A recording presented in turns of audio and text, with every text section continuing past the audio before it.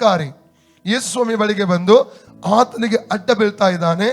ಅಡ್ಡ ಬಿದ್ದು ಆತನ ಬಳಿಯಲ್ಲಿ ಒಂದು ವಿಜ್ಞಾಪನೆ ಮಾಡ್ತಾ ಇದ್ದಾನೆ. ಏನೆಂದರೆ 12 ವರ್ಷದ ಅವನಿಗೆ ಇದ್ದಂಥ ಒಂದು ಮಗಳು ಸಾಯುವ ಸ್ಥಿತಿ, ರೋಗದಿಂದಾಗಿ ಸಾಯುವಂಥ ಒಂದು ಮರಣದ ಸ್ಟೇಜಿಗೆ ಬಂದಿದ್ದಾಳೆ. ಯಾವ ರೋಗ ಅಂತ ನಮಗೆ ಅಲ್ಲಿ ಉಲ್ಲೇಖ ಮಾಡಲಿಲ್ಲ. ಆದರೆ ಮರಣಕರವಾದ ಒಂದು ರೋಗಕ್ಕೆ ಅವಳು ತುತ್ತಾಗಿದ್ಲು, ಸಾಯುವ ಸ್ಥಿತಿಗೆ ಅವಳು ಬಂದಿದ್ದಾಳೆ.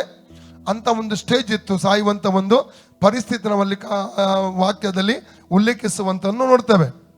ಆಗ ಯೇಸುವಿಗೆ ಆತನು ವಿಜ್ಞಾಪನೆ ಮಾಡ್ತಾ ಇದ್ದಾನೆ, ನೀನು ಬಂದು ನನ್ನ ಮಗಳನ್ನು ಬದುಕಿಸು ಎಂಬುದಾಗಿ ಹೇಳುವಂಥದ್ದು ನೋಡ್ತೇವೆ. ಅಂದ್ರೆ ಇವನ ನಂಬಿಕೆ ನಾವು ನೋಡ್ತಾ ಇದ್ದೇವೆ.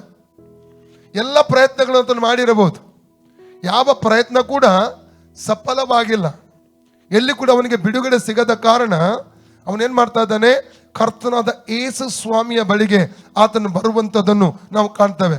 2000 ವರ್ಷಗಳ ಹಿಂದೆ ಕರ್ತನಾದ ಯೇಸು ಸ್ವಾಮಿ ಯಾವ ಅದ್ಭುತಗಳನ್ನು ಮಾಡಿದನೋ ಅದೇ ಅದ್ಭುತಗಳು ಇವತ್ತಿಗೂ ಕೂಡ ಆತನು ಮಾಡ್ತಾ ಇದ್ದಾನೆ. ಸೇಮ್ ಮಿರಕಲ್ಸ್, ಸತ್ತಂದ ಶವಗಳನ್ನು ಎಬ್ಬಿಸುವಂಥದ್ದು, ಅಥವಾ ಕುಷ್ಠರೋಗಿಗಳನ್ನು ಸೌಖ್ಯ ಮಾಡುವಂಥದ್ದು, ಕುಂಟರು ನಡೆಯುವಂತೆ ಮಾಡುವಂಥದ್ದು, ಕಿವುಡರು ಕೇಳುವಂತೆ ಮಾಡುವಂಥದ್ದು, ಈ ರೀತಿಯ ಮಿರಕಲ್ ಅದ್ಭುತಗಳನ್ನು ಇವತ್ತಿಗೂ ಕರ್ತನಾದ ಯೇಸು ಸ್ವಾಮಿ ಮಾಡ್ತಾರೆ. ಕಾರಣ ಏನಂದ್ರೆ ಆತನು ಜೀವಿಸುವ ಸತ್ಯ ದೇವರು.